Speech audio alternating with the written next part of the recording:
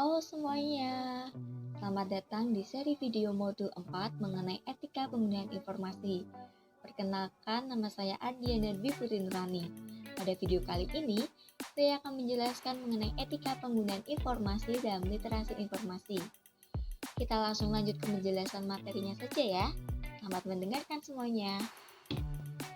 Oke, sebelum kita membahas lebih dalam mengenai etika penggunaan informasi dalam literasi informasi ini, saya akan membahas mengenai salah satu isu terkait literasi informasi yang paling sering kita dengar nih, yaitu information overload.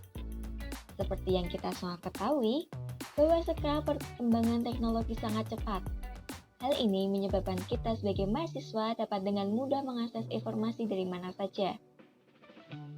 Akibat kemudahan tersebut, membuat para mahasiswa berpotensi untuk mengalami information overload, sehingga informasi yang dimiliki tidak lagi efektif untuk digunakan sebagai penunjang kebutuhan informasi. Kita sebagai mahasiswa di tengah isu information overload sudah seharusnya memiliki etika dalam menggunakan informasi. Kemudahan teknologi menjadikan semua orang adalah informan yang dapat mengakses dan menyebarluaskan informasi. Informasi dapat menjadi sumber hal yang baik dan juga dapat jadi sumber hal yang buruk atau negatif. Untuk itu, dalam penggunaan informasi terdapat aturan yang perlu diperhatikan nih teman-teman. Salah satunya yaitu tidak boleh mengambil karangan orang lain atau melakukan tindakan plagiarisme. Sebagai mahasiswa di tengah isu information overload, sudah seharusnya memiliki etika dalam menggunakan informasi. Kemudahan teknologi menjadikan semua orang adalah informan yang dapat mengakses dan menyebarluaskan informasi. Informasi dapat menjadi sumber hal yang baik dan juga dapat jadi sumber hal yang buruk atau negatif. Untuk itu, dalam penggunaan informasi terdapat aturan yang perlu diperhatikan nih teman-teman. Salah satunya yaitu tidak boleh mengambil karangan orang lain atau melakukan tindakan plagiarisme. Menurut Peraturan Menteri Pendidikan Republik Indonesia Nomor 17 Tahun 2010, plagiat adalah perbuatan sengaja atau tidak disengaja dalam memperoleh atau mencoba memperoleh kredit atau nilai untuk suatu karya ilmiah dengan mengutip sebagian atau seluruh karya dan atau karya ilmiah pihak lain yang diakui sebagai karya ilmiahnya tanpa menyatakan sumber secara tepat dan memadai.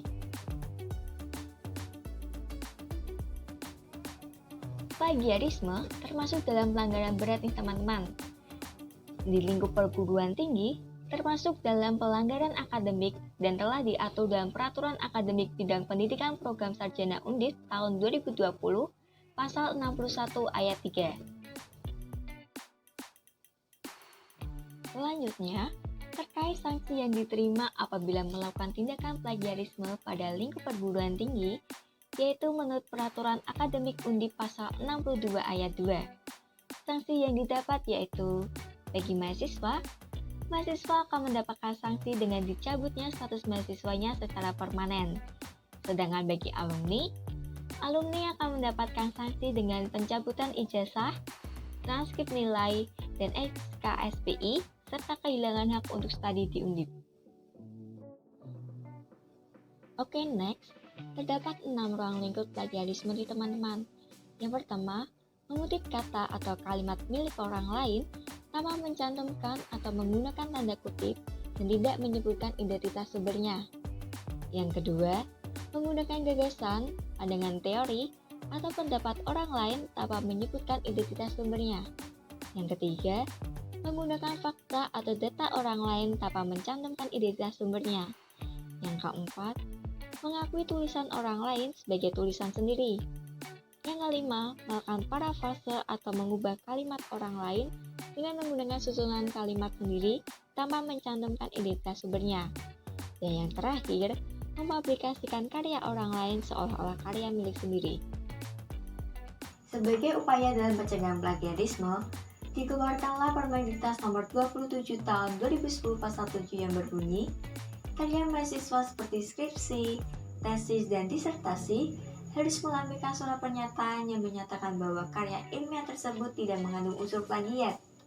Pimpinan perguruan tinggi berkewajiban mengunggah semua karya ilmiah yang dihasilkan di lingkungan perguruan tingginya pada portal yang telah ditetapkan oleh Direktorat Pendidikan Tinggi dan mengadakan sosialisasi terkait dengan Undang-Undang Hak Cipta Nomor 19 Tahun 2002, Permendiknas Nomor 17 Tahun 2010, Perak Undip Pasal 61 Ayat 3, dan Pasal 62 Ayat 2 kepada seluruh warga akademis.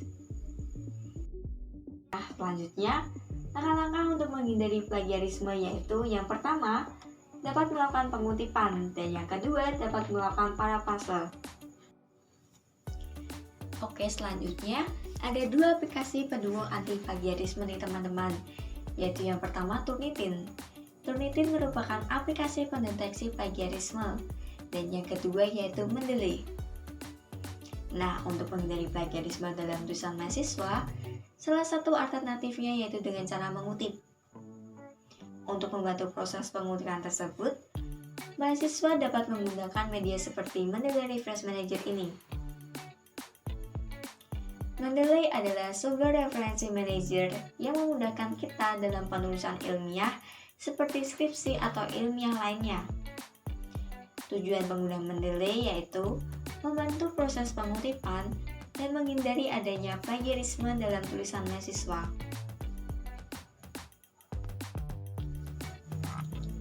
Setelah melihat penjelasan mengenai Mendeley, sekarang kita bakal melihat tutorial mengoperasikan aplikasi Mendeley. Yuk jangan di skip ya.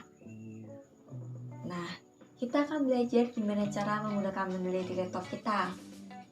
Sekarang kita buat akun dulu buat Mendeley-nya.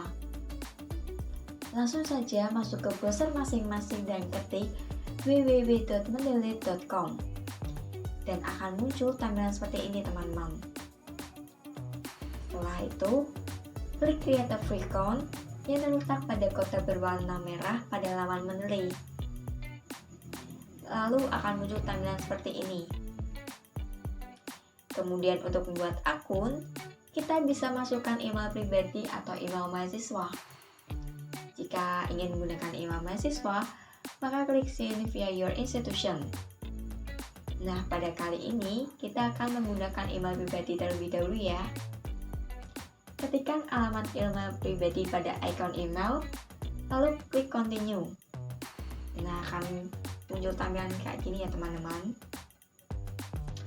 Selanjutnya, kita masukkan nama pertama pada kotak given name dan nama terakhir pada kotak family name. Kemudian, kita buat password dengan minimal 8 karakter yang terdiri dari 1 angka, huruf besar, dan huruf kecil, serta 1 simbol untuk membuat password kita agar semakin kuat. Lalu klik register. Selanjutnya, akan muncul laman yang menandakan akun telah berhasil dibuat. Dan kemudian klik continue untuk kembali ke laman beranda Mendeley. Setelah kita berhasil membuat akun, langkah selanjutnya yaitu mendownload Mendeley Desktop agar mudah dalam mengolah referensi. Klik download Mendeley Reference Manager pada laman beranda Mendeley. Kemudian akan muncul laman untuk memilih sistem operasi yang diinginkan seperti Windows, Mac, atau Linux. Karena menggunakan Windows, maka klik download now for Windows. Tunggu hingga proses downloadnya selesai ya. Nah, apabila telah terdownload seperti pada tampilan ini, maka langkah selanjutnya yaitu buka file Mendeley yang telah terdownload dan tunggu hingga muncul pop-up yang berisi pilihan di mana kita harus memilih apakah akan menggunakan desa bersamaan dengan pengguna lain atau hanya digunakan untuk diri sendiri. Kali ini kita memilih menggunakan secara pribadi, maka klik atau pilih only for me. Kemudian klik install dan tunggu prosesnya hingga selesai. Apabila telah selesai prosesnya, akan muncul pop-up yang menandakan bahwa Mendeley Desktop telah terinstall di laptop atau komputer, dan terakhir kita klik finish. Setelah keseluruhan proses instalasi selesai, Mendeley dapat digunakan dan akan muncul halaman login Mendeley Desktop. Lalu kita masukkan email dan klik continue. lalu masukkan password dan kemudian klik sign in.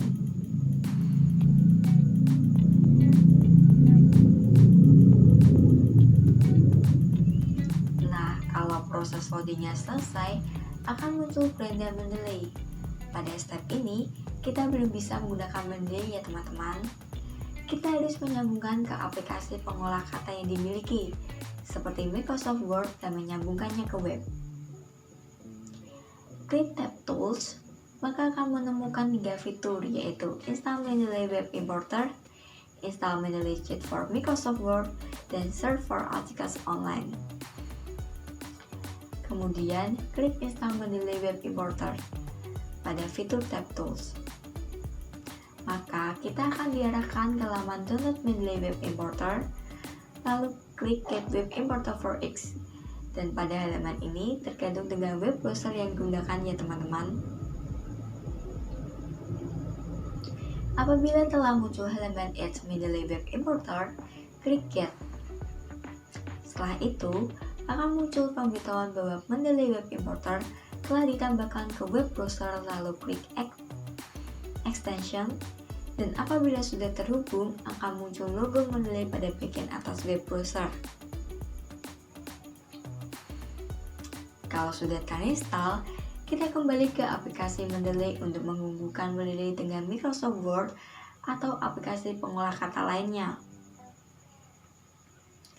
Klik tab Tools, kemudian klik Install Mendeley Sheet for Microsoft Word. Kita akan diarahkan ke laman Download, lalu klik Get It Now. Kemudian, kita akan diarahkan pada laman pengisian data diri. Lalu isi data diri terlebih dahulu. Jangan lupa, email yang dimasukkan adalah email akun Mendeley. Kemudian klik Continue. Lalu kita klik Open in Word. Jika Word telah terbuka, klik Trust in this add-in. Kemudian klik tab Reference, dan Mendeley telah terinstall pada Microsoft Word.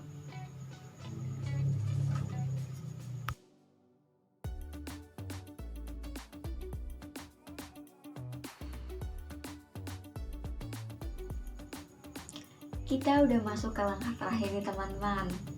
Langkah terakhir dalam mengoperasikan Mendeley Reference Manager adalah membuat database atau juga bisa mengimpornya menggunakan Web Importer. Dengan adanya database, akan mempermudah dalam mengelola sumber informasi sekaligus mempermudah proses citasi dan membuat bibliografi secara otomatis. Selanjutnya, buka Mendeley Reference Manager. Kemudian pada bagian Collection, klik New Collection. Lalu isi judul koleksi atau folder yang diinginkan.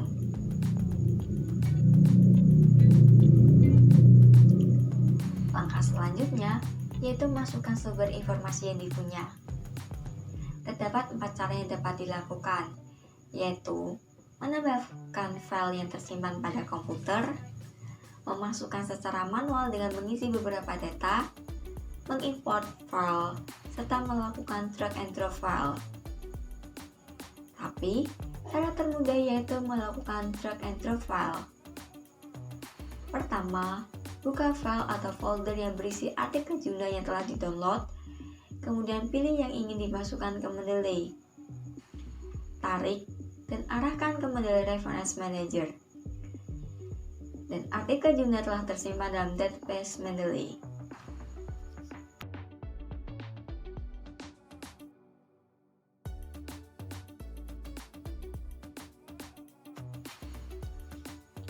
Yap, segitu dulu penjelasan tentang etika penggunaan informasi dan literasi informasi. Jangan lupa selalu menaati etika penggunaan informasi ketika menggunakan sumber informasi yang kalian temukan ya teman-teman.